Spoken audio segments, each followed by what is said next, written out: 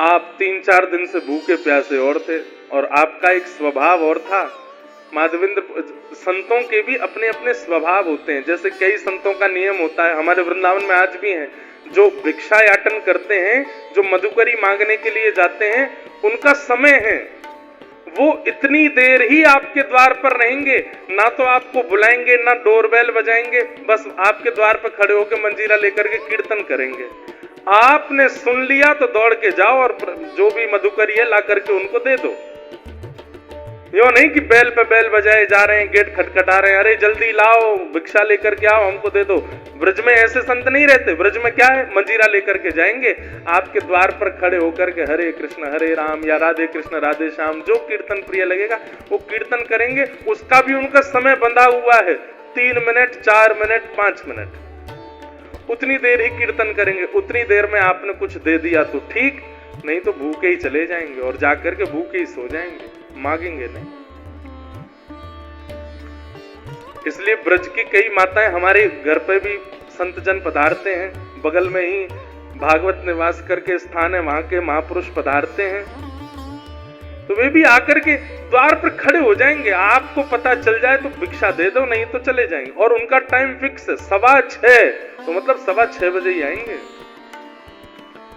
हमारी माताजी अगर स्वयं रहती हैं तो स्वयं पहले ही बना करके दे आती हैं, और नहीं रहती हैं तो जो घर पर रहेगा उसको सारे काम बाद में बताएंगी, ये कमरा देख लेना, वो ये सब बाद में, सबसे पहले बताएंगे शाम को 6:15 बजे वो भागवत निवास के महाराज जी आएंगे, उनके लिए इतनी रोटी दाल चावल सब तैयार करके मधुकरी उनको दे देना। और कई बार हमने देखा कि जब घर लौट के जाते हैं, पूज्य पिताजी भी अनुभव करते हैं, तो माता जी सबसे पहले पूछेंगी बाबा आए शाम को मधुकरी दई, और वो सामने जो घर पे रुके वो अगर के अरे मैया कल तो हम लेट हो गए बाबा चले गए, तो माँ इतनी उदास हो जाती है कि बेचारे बाबा कल मधुकरी नहीं पाए होंगे। ऐसे मधुकरी पाकर के हमारे व्रज में संत रहते हैं।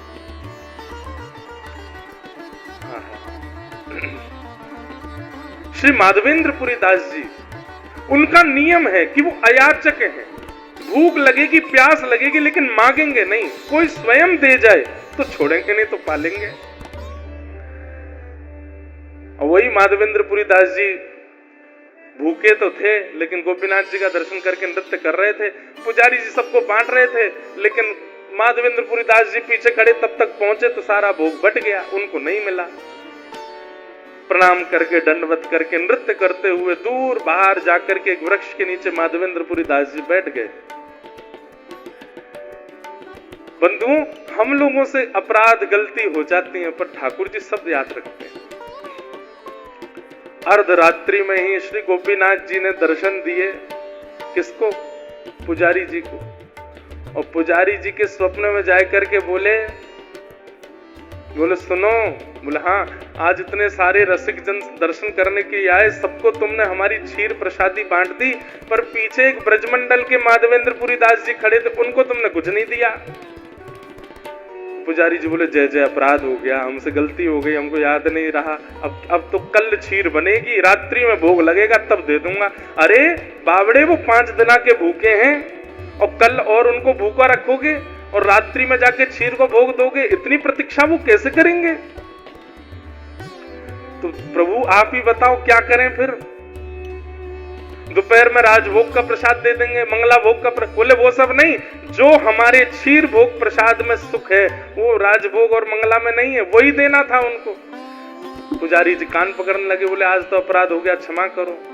ठाकुर जी बोले नहीं, अभी उठो, स्नान करो, मंदिर खोलो और भीतर जाओ, वहां से क्षीर भोग लाओ। बोले क्षीर भोग तो सब बट गयो, कुछ बचा ही नहीं है, कहां से लाऊं? बोले मंदिर में आके देखो तो सही, एक पात्र रखा है।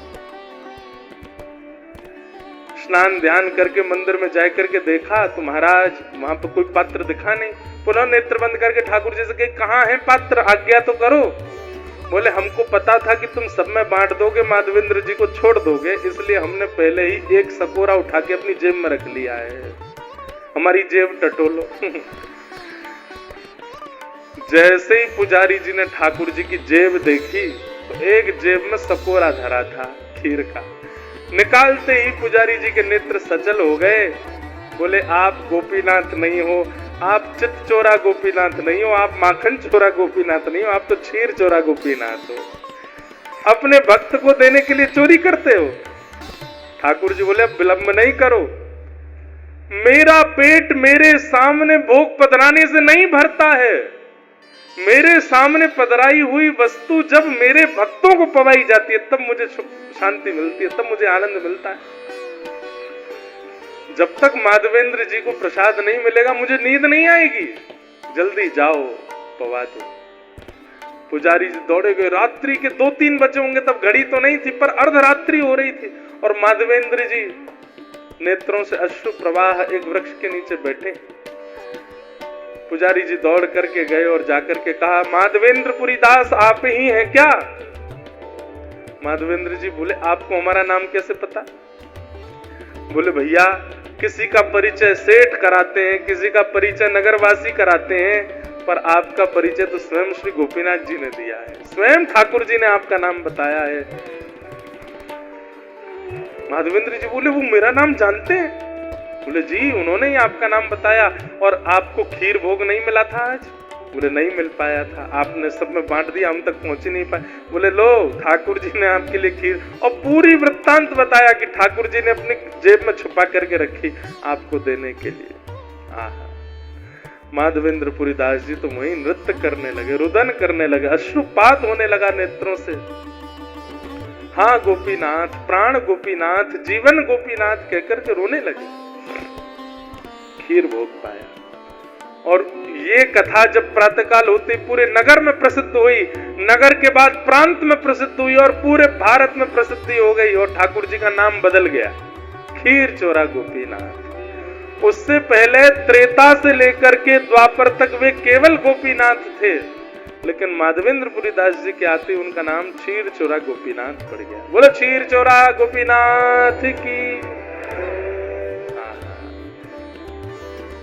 ऐसे प्यारे हैं प्यारे ठाकुर जी। और तभी जब सुनिए सब लोग ध्यान से, इधर देखो, माधवेंद्रपुरी दास जी जब यहाँ से कपूर चंदन लेकर के गए, घिस करके श्रीनाथ जी को अर्पित करवाया और बोले फिर अकेले श्रीनाथ जी को ही क्यों लगा मैं, तो फिर गोपीनाथ जी वृंदावन में, गोविंद देव जी, मदन मोहन जी, राधा रमन जी, सब जगह वो चंदन वितरण किया। और तब से आज तक हमारे सब श्री कृष्ण तीर्थों में चंदन यात्रा होती है, चंदन उत्सव होता है। अक्षय तृतीया को ठाकुर जी को चंदन पधराया जाता है। उसके शास्त्रीय प्रमाण, वैदिक प्रमाण, पौराणिक प्रमाण भी हैं और एक भावना का प्रमाण यह भी है कि चंदन यात्रा जो है ये सबसे प्रथम उत्सव है साल का। चैत्र में हमारी नए साल का प्रारंभ होता है, सबसे पहला उत्सव अक्षय तृतीया आती है और उस अक्षय तृतीया में महाप्रभु जगन्नाथ जी अपने सारे मंदिरों में चंदन भेजते हैं, चंदन लगाते हैं अपने ही स्वरूपों को। बड़ी बड़ी भावना है। तो इस प्रकार हमारे श्रीनाथ जी और जगन्नाथ जी, वैसे सबरे ठाकुर इंटरकनेक्टेड हैं। अब आपको पता है जगन्नाथ भगवान का प्रादुर्भाव कहाँ हुआ? श्री जगन्नाथ जी का रूप जो है ये कहाँ प्रकट हुआ? कहाँ प्रकट हुआ? द्वारिका।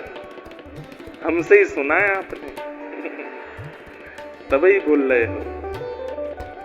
ये कथा तो हमने ही सुनाई है, वैसे तो सभी सुनाते हैं, पर जगन्नाथ जी का प्रादुर्भाव प्रकट स्थली जो है वो है द्वारिका। द्वारिका में व्रजवासियों की चर्चा सुनते हुए श्री महाप्रभु जगन्नाथ जी प्रकट हुए। नारद जी देख करके घबरा गए। बंधुओं, बहुत रोया हो ना व्यक्ति, कोई व्यक्ति बहुत रोया हो, भगवान करे कोई ना रोवे, लेकिन कोई व्यक्ति बहुत रोया हो, दिन रात रोया हो, उस व्यक्ति की आंखें अलग ही दिख जाती हैं।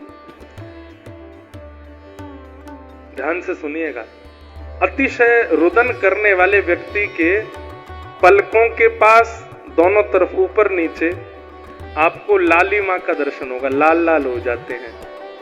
बाहर की ये जो पलक हैं ये भी लाल पड़ जाते हैं और जितने उसके सामान्य नेत्र खुलते हैं उससे थोड़े अधिक नेत्र खुल जाते हैं। महाप्रभु जगन्नाथ जी को देखो, जगन्नाथ जी के जो ये भाव है, ये पूरा लाल है और नेत्र पूरे खुले हुए हैं। ये प्रेम विगलित ठाकुर जी हैं। ब्रजवासी और किशोरी जी के प्रेम में इतना रुदन किया ठाकुर जी ने कि जगन्नाथ बन गए।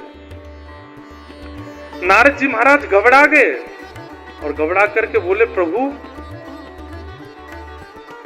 ये ऐसा स्वरूप आपका, इसको तुरंत अंतर ध्यान कीजिए, हम देख नहीं पा रहे हैं आपके स्वरूप को, आपके हाथ नहीं है, पैर नहीं है, मुख नहीं है। महाप्रभु जगन्नाथ जी बोले, नहीं, अब तो ये स्वरूप प्रतिष्ठित होगा और पूरे विश्व को बताने के लिए कि प्रेम की अवस्था मुझे कितनी प्रिय है, प्रेम मुझे कितना प्रिय है, ये सबको बताने के लिए अब ये स्वरूप प्रतिष्ठित होकर विराजमान होगा। और चारों धामों में, चारों तीर्थों में, कलयुग में सबसे ज्यादा प्रधानता इसी रूप की होगी। कलिकाल में इसी रूप से मैं विराजूंगा, यही मेरा मूल रूप होगा। बोले कहां जाएंगे? बोले इंद्रद्युम्न राजा और गुंडीचा ने मेरी तपस्या की है, उन्होंने कहा है कि आप हमारे यहाँ आइए, उन्हीं के यहाँ मैं जाऊंगा। और ठाकुर जी जगन्नाथ रूप धारण करके, श्रीमद् भागवत जी के 3 मंगलाचरण के श्लोक। सबसे पहले श्लोक में सत्य का ध्यान करते हुए प्रणाम करते हैं, सत्यम परम धीम, और सत्य को नहीं परम सत्य को वंदन किया गया है। महाप्रभु जगन्नाथ जी परम सत्य। कल मैंने बताया ना, सच्चिदानंद रूप, तीनों रूपों का दर्शन यदि आपको करना है तो महाप्रभु जगन्नाथ जी में करो। ये सत्य है, ये चैतन्य है और ये आनंद है। पर यहां जो परम सत्य कहा जा रहा है वो कौन है? वो तो महाप्रभु जगन्नाथ परम सत्य।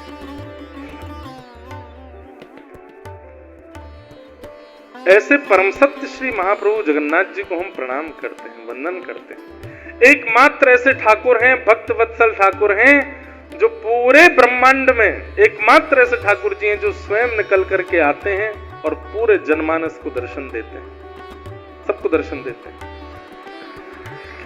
कोविड आ गया, पूरी दुनिया की व्यवस्थाएं बदल गई, लेकिन महाप्रभु जगन्नाथ जी का तब भी दर्शन हुआ।